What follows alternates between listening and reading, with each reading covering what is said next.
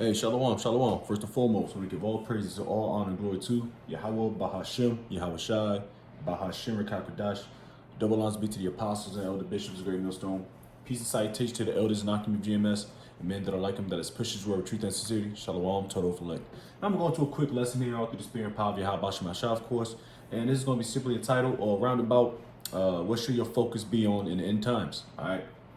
I was just, flowing through the spirit, just thinking about future lessons, or and I thought to myself, why don't I just cut on the camera and float, and flow through the spirit, so to speak, man. Because as you know,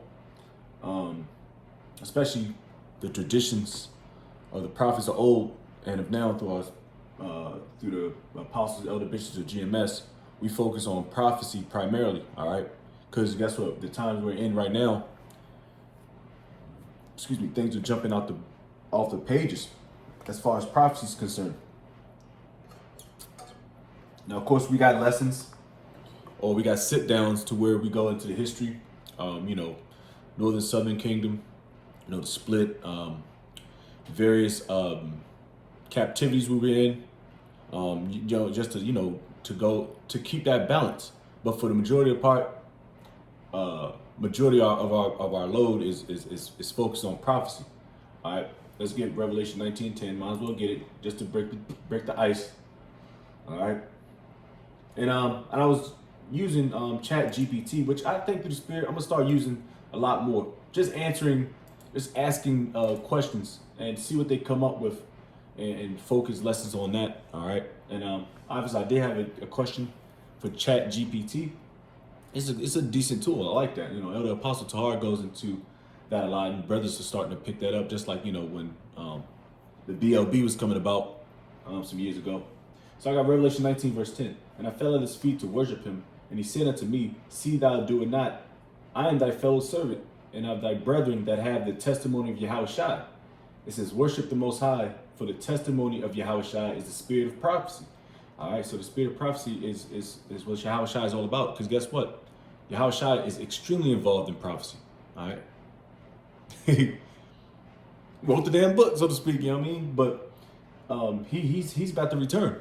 He's about to return here on earth and about to wreak havoc and obtain his elect. Lord's will, I'm a part of that number. That's prophecy. But things are jumping off, especially in the year 2026, where you got the sellouts, the apostates. You got people that sell out for what? For vainglory, for money, for monetary gain, for clout, for fame, for stuff that has nothing to do with Yahweh Bashem Shai and what he got going on. All right, selling off for stuff that's cankered and moth eaten. Let's get that in James. All right, and we're gonna get back to it, but like I said, cut the camera on and see where it goes through the spirit. All right, and I believe that's Elder Apostle Ramlab that says that. And he goes into that. These brothers, they got a lot of one hit, not one hit wonders. They got some legendary quotes, so to speak. That keeps us motivated. Of course, there's always the spirit of Yahweh Bashem Shai, but you got men on earth that keeps us wanting to move, especially first and foremost is ourself to be self-motivated, to want and to need to do this work. So you have to self-motivate yourself, and sometimes you got your brother to the left or right of you to say, man, pick your shit up, man, let's go, let's get busy, B. You know what I mean? So the brotherhood is extremely important. I don't want to veer off topic, but like I said, this is like a flow-through spirit, but like I said, our main focus is to focus on prophecy. Because you can't call yourself a prophet unless you prophesy. Let me get that. I believe it's in James.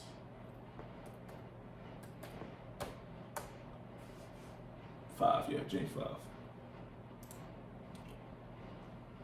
This is James chapter 5 and 1. This is double for you Israelites, you heathen, you Edomites. This go to now, ye rich men, weep and howl for your miseries that shall come upon you. This is future prophecy as well. All right, because your misery is about to come upon you. All right, you ball playing niggas, you acting niggas, you football playing niggas, you random regular dope selling niggas. Your riches are corrupted. And how do you receive your riches? You got it. Well, like I said, we talking about Jake. You receive it in vanity by selling yourself short, by selling out. You got a lot of Israelite camps that sold out via the 501c3, so they're not able to prophesy. They can say some common things. They'll say some common things like the Lord is going to gather his people. Who are his people? And who is he dominantly talking about gathering? He's talking about gathering the elect of Israel, the remnant, not all of Israel. All right? Because all Israel is not of Israel. If that makes any sense, that's spiritual. All right? Because you people still act like heathens, still acting like goddamn Grecians. All right? Still acting like goddamn Babylonians, man. Still acting like heathen. All right? Because your riches are corrupted. You guys are tainting the truth, which in fact a lot of you Israelites received the truth. All right, a lot of you Israelites was under the tutelage of Elder Apostle Tahar and the apostles and elder bishops, but y'all wanted to do your own thing because of what? Pride, corruption, greed, fame. Want to be the guy on the TV screen. Want to be the head guy, the head honcho. Like I said, these are all prophecies. Because that's that in the last days. And I'll get that too in Peter's. It says, your riches are corrupted and your garments are moth-eaten. All right? What does it see what moth-eaten means? It has something to do. Let's see. I don't want to butcher it. Moth-eaten. Because it goes with what? Moth-eaten refers to something that has been damaged by moth larvae, often resulting in holes, or a worn appearance, and can be also described something that is old, outdated, or unattractive. All right. So your garments, and that's talking about your spiritual garments, because y'all talk about our physical garments that we wear when we go out to the highways and byways or we do our lessons. Those are just outward appearance garments. All right. And it could be, and we try to the best of our abilities to match them up to the ancient garments, but we can't do that. All this stuff is so corrupted. You don't know what you're wearing. It could say 100% cotton. It could say 100% this, 100% that. But you don't know because you're not in there. And like we said before, me and the brothers having conversations about the food, which we dive into all this stuff and we think about a lot. We like, the food we eating. Like, you don't know what these soothsayers or these modern day Chaldeans do, these Edomites do over your food. They pray, they put spells and shit on your food before it's probably packaged out and going to Kroger's and going to your local fucking deli, your local Ishmael spot, your local grocery store, especially in Jake cities or Jake areas. Heavy demons on that food. That's why you got a lot of Moism. You got a lot of people that's bugged out, overweight. Esau's doing that. That's why you got to pray over your food. And, of course, you got to eat.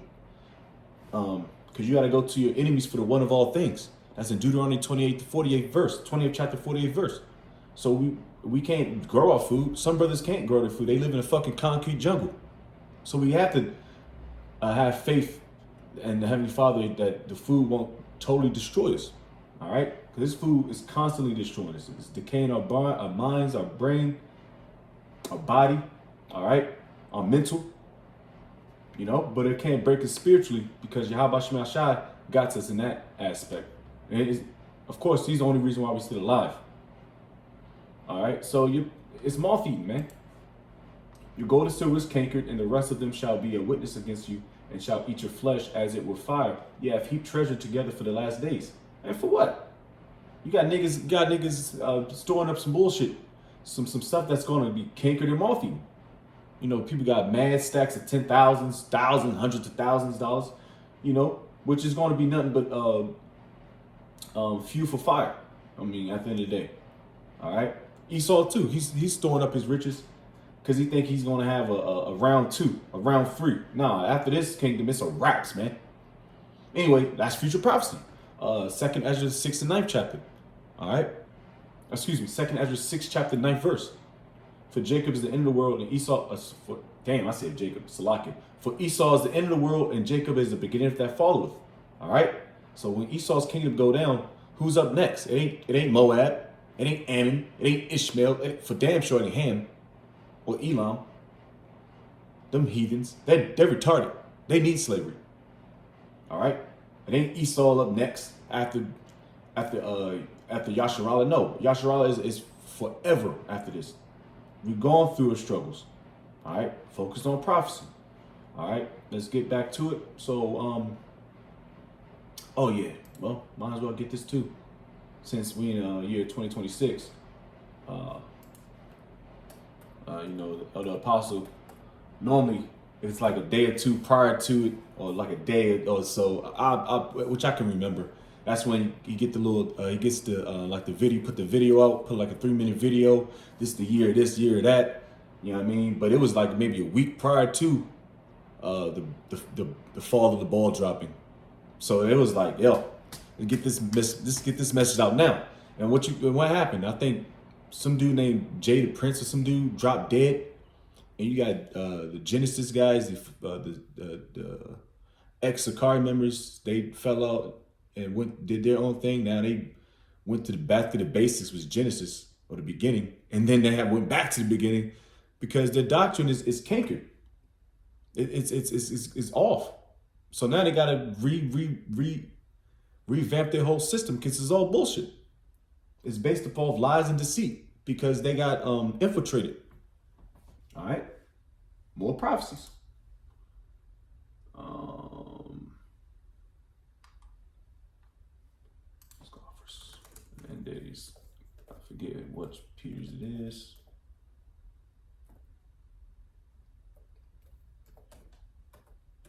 Bear with me.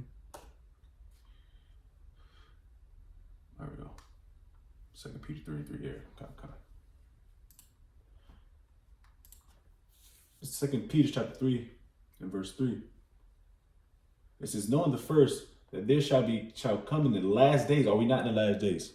Clearly we're in the last days of this kingdom, of this age, of this eon. All right. In the last days, scoffers walking after their own lusts, and these scoffers are walking their own lusts because they get off by trying to get one over on the prophets, the true prophets. All right, I haven't seen Vocab Malone in a while. He must have failed his mission. He failed his mission completely. They're like, all right, man, you gotta come up out of here, man. Yeah. If anything, go to somebody else. Don't go to GMS because at this point, at the end of the day, you got cut from the apostles all the way down. You know what I mean, even GMS Columbus, Ohio, when they came back a year ago, you're getting cut, man. You gonna have the same message whether you hear from the apostles or you hear from a much younger camp, which is GMS Columbus, Ohio. Pretty much a revamped version with the brothers we have now. Our head brother being Elder Paloya, first in command. Taz being second command. And it falls down myself third. I mean, not that third, but being a foot soldier, and you call him. And us 4 brothers, and Lord's will, we established something down there with a couple brothers out of Dayton. They've been coming out for the past couple of weeks. Lord's will to continue to endure. Shout out to those brothers. Yabba shout out to them brothers. So all you brothers, man, are insincere, man. Lord's will, man. We make it up out of this bullshit.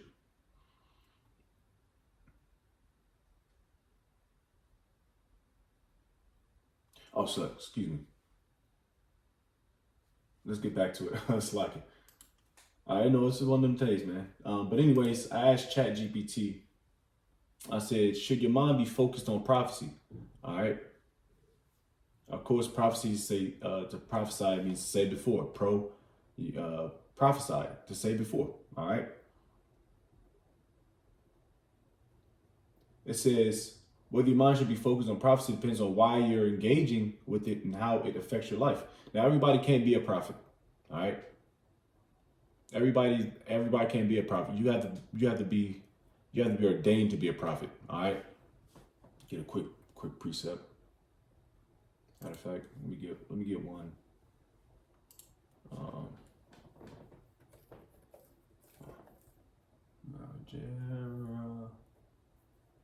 I hope I'm spelling correctly. One. Oop, I got it right here. I got a quick joint. You know what I mean?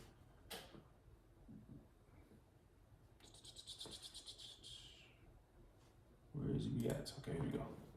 Do some cross reference real quick out of Jeremiah 1 verse 5. See if Jeremiah 1-5. 1 verse 5, excuse me. It says, before I formed you in the womb, I knew you, and before you were born, I consecrated you. This is not the KJV version. I'll get that in a second. I just want to get ones that are similar to this precept. All right, it tells you that we were preordained to be prophets before we were even not thought of, so to speak, but before we were even in existence on physically on the earth. We were already preordained. All right. Everybody had a job to do, whether you're a false prophet, a man of the Lord, a 2/3, a wicked nigga, someone that's been wicked all their life until the Lord brought you in this fold at the 11th hour. Or of course you've been wicked for 20 years and just going crazy. And then the Lord called you in this fold, and then you've been an outstanding man of the Lord. Because we all all different walks of the earth. All right. Everybody has his story.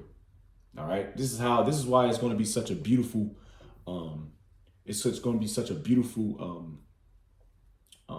buyback from Yahushua, because we all went off. Not one Israelite on this earth can say they went off. You ain't Yahushua. None of us are. All right. So we all went off. Crazy. All deserving of death. This is why it's going to be so beautiful when Yahushua comes back and he gathers his elect. Lord's will. I am a part of his number. That number, and brothers are too. All right.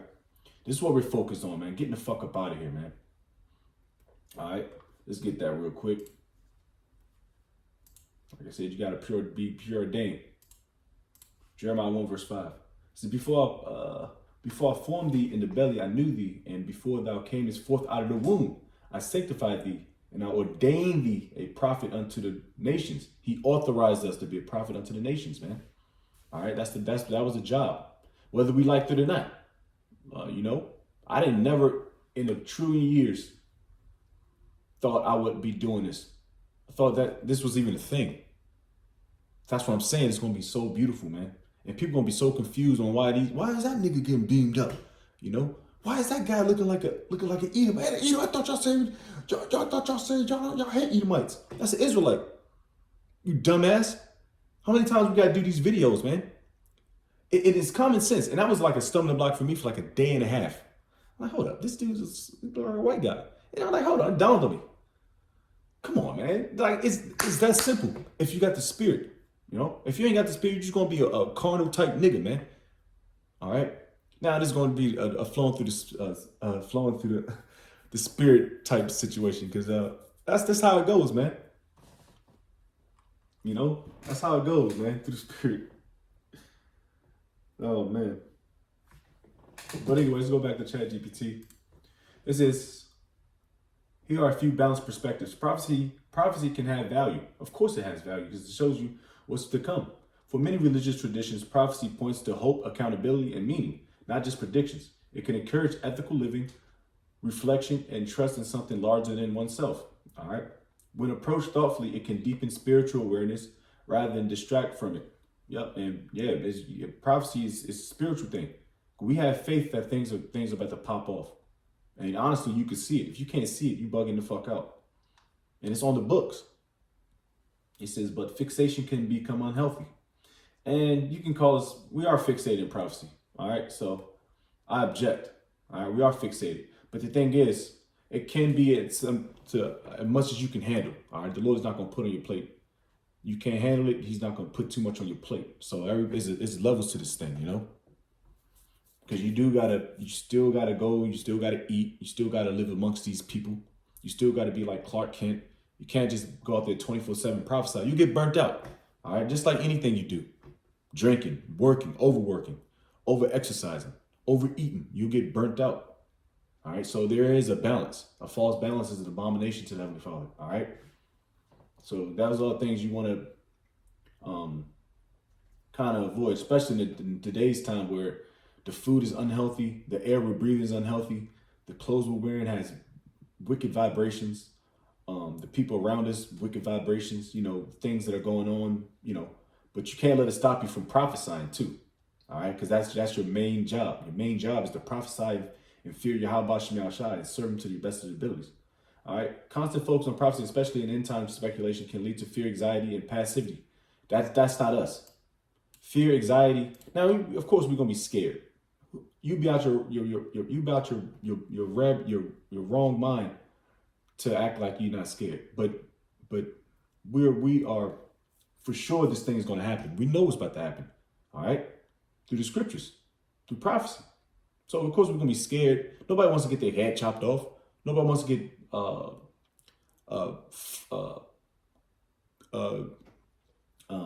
get a $150 or get your limbs chopped off while you're still alive, get vinegar thrown on you. Yahweh Shai didn't want that either. The great prophets before us didn't want that, but they got heads chopped off, they got flayed, all types of things, man. So we got to come with that same faith that the Lord's gonna get us up out of there, and that's the spirit. Second Maccabees, the 7th chapter. I'm about to get on that, do our daily reads. Second Maccabees, the 7th chapter, about those brothers and that mother, man. And that's a beautiful story, man. That'll amp you the fuck up, man. Now, if it pulls attention away from present responsibilities, relationships, or compassion, it may be doing more harm than good.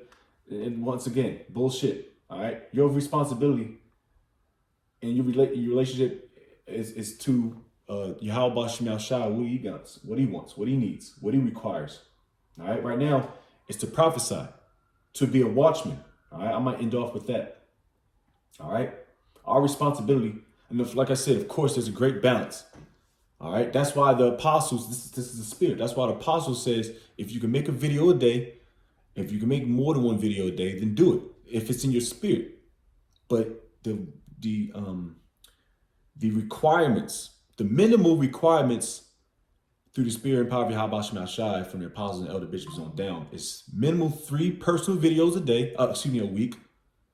All right. You got 1 sit down with the camp. All right. I believe is 1 classroom sit down as well. So class, 1 camp sit down, and minimal 1 time a week out the highways and byways. That's the minimum requirements. All right. And then, of course, you got brothers in different lots. They go and do, Elder Apostle of the Heart maybe do 3-4 videos a day. He might got 4, 8, 12, 16, 20, maybe 20 videos a week. That's his spirit. That's his lot. Elder Apostle, Rhyme Lob, and you got, of course, Elder Maholoya. He be snapping off them the 15 and 19 minute videos, 2-3s a day. It's just lots, man. And if you can handle it, you can handle it. But that's what those are, I wouldn't say prerequisites, because you know what I'm saying, it's all spiritual. But that's what what the apostles had for minimum requirements, man. And we have to meet that to the best of our abilities. It's business at the end of the day. It's nothing personal. Where I'm trying to allude to. All right, let's see what else we got. So it's pretty much what they're saying is you got to have and it's all, like I said, on like a Christian vibration, man. All right, which we're here to warn you people, man. All right, let's get this precepts, man. And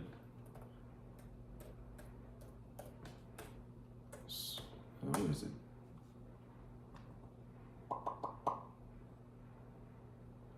Is it what, Joel? Nahum, I believe. Could be wrong.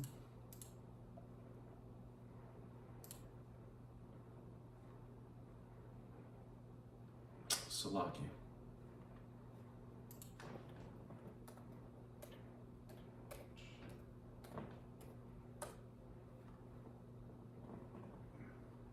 I know Ezekiel, the 3rd chapter. Yeah, let's just go to Ezekiel. I'm trying to, I forget where else is at. Unless I spelled it wrong. Salakia.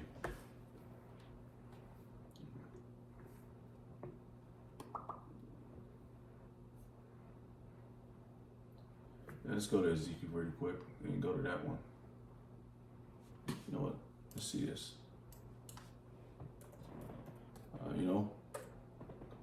Hey, Jake is tired, bro. Forgetting things. It's all a part of the game, man. That's how you show we at the end times, man. All right. At the end times. Yeah, it's there. It's Habakkuk. I'm bugging. We're pouncing at the door of the end times of Esau, Edom's kingdom, man, and return of Yahushua, man. All right, so that's what we're focused on, man. Habakkuk 2:1. I was standing upon my watch and set me upon the tower. That's a high place. All right, overwatching the lower grounds, the lower ends, to see afar. All right, to prophesy, and will watch to see what he will say unto me, and what I shall answer when I'm reproved. And the Lord Yahweh answered me and said, write the vision and make it plain upon tables. That's why you got scribes, That's why we got the scriptures, that he may run that readeth it. For the vision is yet for an appointed time. What's the appointed time? The end times, or the time that I was appointed for, the times I was allotted for. Like you got 70 AD, the time when we went down, when the southern tribes went into Babylon, Babylonian captivity. The time of Daniel. All right, then you got the Persians and Medes. Then you got the Greeks, the Rome, then the fall of Rome. Then, of course, the fall, the Dark Ages. And then the uprising in the time of Renaissance, Edomites coming out from caves, getting back order through authorization through Yahweh Shem Shai. That's the prophecy. That was an appointed time for them to come back. Rome 2.0, Babylon the Great, America. Those are all appointed times. The end times, which is right now. Revelation 13, verse 16. Those are all appointed times. But at the end it shall speak, and it's going to speak and not lie. Yahweh Shem Shai is not a liar. Everything he said he's going to do, he's going to do. All right? As Isaiah the 55th chapter. Though it tarry, wait for it, because it will surely come, it will not tarry. So like I said, it's going to happen, whether you like it or not. Whether you think going back to Christianity, getting baptized in some dirty ass mercury water is going to save you from destruction? Hell no. This is why we try to do our best of our abilities to continue to stay on the straight gate, to keep fearing Yahweh Shem Shai. Because like I said, we fell short, man. I can say for myself, man. The things Jake been doing in the world, man. Hell, even in the truth, man. We're not perfect. This is why we need Yahweh Shai. We need this. We need destruction of Esau, Edom. This is why we continue to prophesy, and that's our main focus. Is to continue to be circumspect, to look afar out, to be watchmen, to look up in the sky to see vision, to see signs, man. Signs. And a lot of people should be grateful. All right, but we know in the end times there's gonna be a lot of scoffers and mockers, but the Lord's gonna get the last laugh. All right, Proverbs the 1st chapter, 22nd verse on down. A lot of you motherfuckers are gonna get fucked up for disrespecting the Lord's prophets. The ones he set up to be ordained to kick this word with truth and sincerity. Start with our apostle, elder bishops of GMS, and men before them that taught them. All right. So with that, it was just a quick flow through the spirit, giving all praises, all honor, glory to Yahweh, Bahashem, Yahweh Shai, Bahashem, Kakadash. Double honors be to the apostles and elder bishops of Great Millstone. Peace and salutation to the elders and Akim of GMS, and men that are like him, that is pushing the word of truth and sincerity. And shalom to the elect, Baba Ball, shalom, Lord's word we endure.